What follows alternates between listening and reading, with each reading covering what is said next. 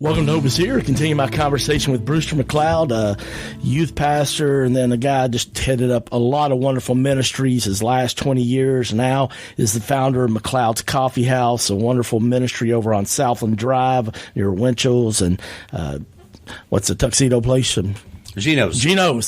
I'm sorry. And Winchell's, Geno's. Yeah, Winchell's and Geno's. But we're going to be talking about that coffee house and a couple of programs. But Bruce, we wrapped up yesterday. You were talking about youth ministry at Hillendale, then Southland, moved out to where it is now, Harrisburg Road, Jessamine County. Talk a little bit about what that move was like. Yeah, so I remember going to Buddy Mossbarger's house in Stonewall, and it was Wayne and I. And we were taking a look at a list of people that are going to stay back at 371, and take a look at people who are going to move to 5100 Harrisburg Road. And it was killing me because some of these high school kids that were Lafayette and they lived a block or 2 blocks or a mile from Southland on Hillendale, they were going to stay back. And these adults were going to stay back, and they were going to start Hillendale, which, you know what, in hindsight, I look back and go, it embarrasses me that my pride got in my way. I was concerned about numbers. I mean, like, dang, I'm going to lose these 100 people, where you're really investing in a church in Hillendale. Wayne never, ever, ever felt like, was intimidated by people who were staying back, was intimidated by Wayne Holcomb. Wayne Holcomb's a great man, and his wife and kids. But there was a little bit of that youthfulness in me that I just didn't like. They were, in my territory. Sure. I've learned that's totally different. Listen, when someone says today that they're going to blah blah blah church, they're not at South anymore. Listen, the important thing, Greg, is that do they love Jesus? That's the important thing. It's no longer, and so it's not a threat. Even when Wayne was here, it wasn't a threat that they chose to go to blah blah church or drive to another church in Louisville or Frankfort. It just doesn't matter. Even working right here, this young lady behind me, she drives a long way. She passes a lot of churches, but that's a compliment to the church in Nicholasville that she drives there because that's where she feels, accepted and she wants to be ministered into and to also to serve. And so, yeah, those early days, but they were great. And then 2 years later, we moved to Hillendale. And so my last intern was Dave Stone. So I was Dave Stone's youth minister in Cincinnati when I was a senior, and he was a senior at Oak Hills High School in Cincinnati, Ohio. Then I had him as an intern. He stayed with Jack and Bev Williams, and then we moved out, and that was my last intern. And then I got Monty the next summer, and then Monty stayed on with us for a number of years. And so, my having interns was a big thing. I mean, if we had time, I could name the last 20 years of interns of youth ministry, and every one of them have made a big effect. And I feel like not just Brewster, but Monty, myself, Todd, all the ones. Wayne had a big effect. I mean, they were honored, and it was just a 3-month internship. They came after school was over, May, 2 weeks, June, July, August, 2 or 3 weeks, and then that was it. Now you're seeing people having year-long internships, which is a great thing. And even who replaced me was an intern that we had, Chapman Bean. He took my place with Access Ministry. So a lot of interns have been hired at Southland. We'll talk a little bit about Three Musketeers. I don't know. I'm just, I know Todd, Monty wants to Todd yourself. Talk about the fun that you guys had doing ministry together. And also, I'm sure there had to be a little trouble occasionally, too. Yeah, not real bad trouble, but we had a great time doing ministry. Wayne's thought was just laughing is a good thing because he said, I gotta laugh a lot because I cry a lot. And so you understand that. I mean, I think a lot of times I would go into Sunday school or high school ministry or Wednesday night, student impact or Bible rap, and my teenagers, they didn't know that I had just buried twins, babies, or they didn't know that I had just buried a teenager that was killed in a car wreck. Now, 40 years later, they get it. Because maybe their daughter died, or maybe their mom and dad died, or something like that. And so it's interesting after you've been here 42 years, now my teenagers are going, now I get it, why it was difficult for you to spend a lot of time with us that day or that weekend because you had just buried someone or you had just had a tragedy in the church, And so I don't think it caused me even to look back in youth ministry in my days. No wonder my preacher couldn't do this or didn't do that or didn't talk to me on a certain day. He had just had a major funeral. Just like yesterday, Greg Chandler having the funeral of that young lady that died at 39 years old. Mm-hmm. So though it's an honor to do those things, but I don't think everyone realizes that it does take a toll on you. Mentally, it really does. Well, there's no doubt about it, and yet I always used to hear Wayne say a cheerful heart is, medicine to the soul, and so he would say a merry heart is medicine. We'll talk about that later too, but a merry heart or a happy heart or a laughing heart is medicine to the soul, and he says, I take a lot of medicine. Yeah, amen. Definitely have to do that. We'll talk about, I know there's a book, The Raggamuffin Gospel by Brennan Manning, that just really impacted you personally in ministry. Share a little bit about that, because, there may be some people listening that aren't familiar with that book. Sure, probably the Word of God is the greatest impact on my life, first off, totally on my life. However, about 23 years ago, Tony McRae and Donnie Liebert, they exposed the book to me, and it was called Raggamuffin Gospel by Brennan Manning. And he let me borrow it for a Kentucky teen convention, and they were doing the worship, and I kept it for 2 or 3 days of that convention, and then it was time for us to separate, and I went, hey, can I just keep this? He went, oh, no. He wouldn't let me, and so I was flying out to California, and so as soon as I landed in L.A., I went straight to a bookstore and got Raggamuffin Gospel. I probably have given 1,000 copies of that book away, and I'll quote Brennan Manning, because he said that Jesus had a strange attraction for the unattractive. He had a strange love for the unlovely, and he had a strange desire for the undesirable. He said the mystery of that is that Jesus does what he sees the Father doing. He loves those whom the Father loves. Mm-hmm. That just struck a nerve with me in chapter 3. If you're not sure about the book, you start in chapter 3, and you will return to chapters 1 and 2 and the forward, and then you'll jump up to chapters 4 through 12. It made a radical impact. We were not doing the Jesus Prom. However, we were going in youth ministry where we were doing an outreach for a special needs place off of Armstrong Mill, and it was called Accepticon. And we would load up. We would fill up 3,000 helium balloons at my house.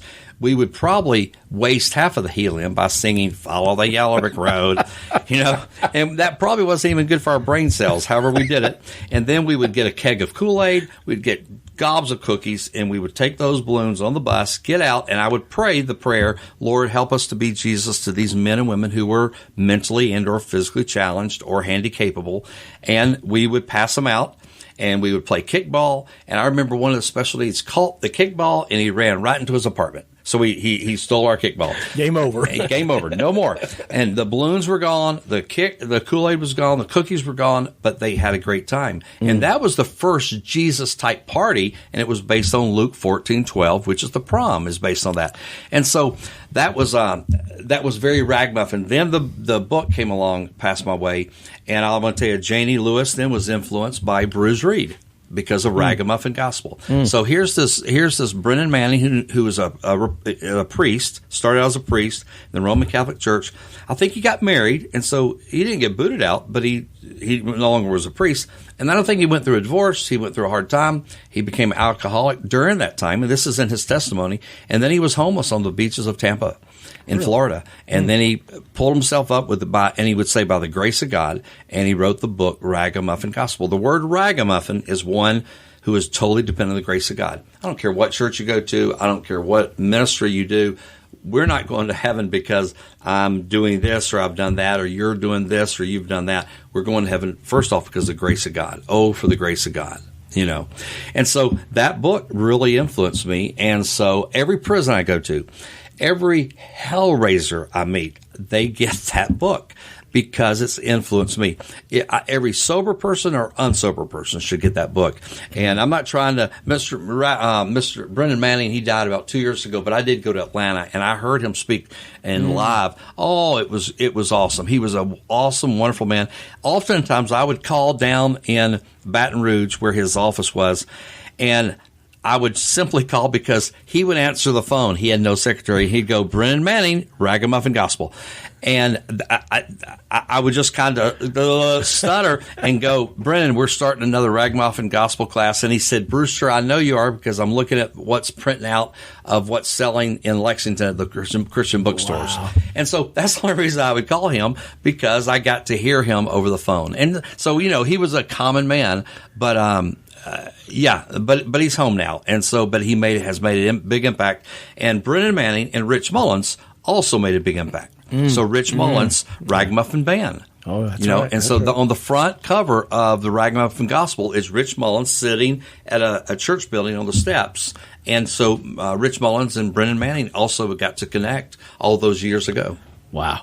Well, I did not realize that part of Brennan Manning's story about all that he went through. Yep. So you're talking about a guy that had to find hope numerous times. I mean, that's a real story of hope there. Major hope. So, I mean, so every AA, every SA meeting, every GA meeting, they really need Raggamuffin Gospel. And I'll tell you, I went to Judge Rebecca Overstreet about 10 or 15 years ago, and maybe she was in the class with us. And she said, Brewster, I want 10 of those books, 10 of those Raggamuffin Gospels, and she put them in when the new jail opened up. You know what I mean? After Sabatini built that new jail, and she put them in every pod. You know what I mean? And I'm sure they got used in a mighty way. But I want to tell you, every prison, every jail cell should have Raggamuffin Gospel along with the Word of God. It may.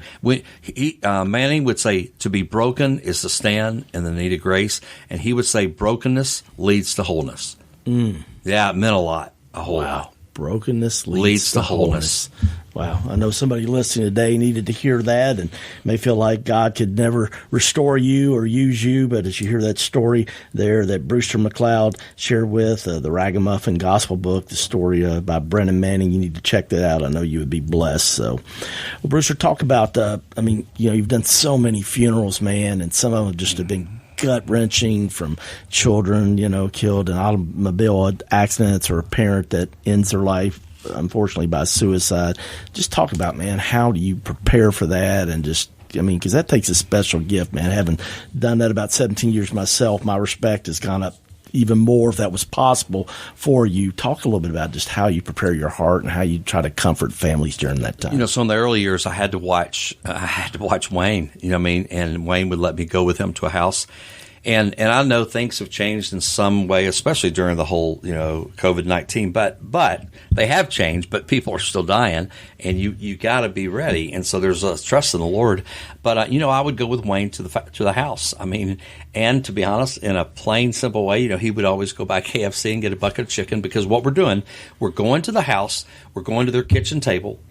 Table fellowship is a big thing, sitting around the table, and we're really having a therapy session for the family. And he probably, somewhere along the way, he put a bucket of chicken there, and whether we had napkins, beans, potatoes, that doesn't matter. We had a bucket of chicken, and he said, Brewster, people will talk around a bucket of chicken. And all we're doing is we're having a therapy session about your dad, Mr. Horn, good man, and your brothers and sister and your mama's there, and we're just talking. We're laughing, we're praying, we are crying. It makes me very emotional, just because.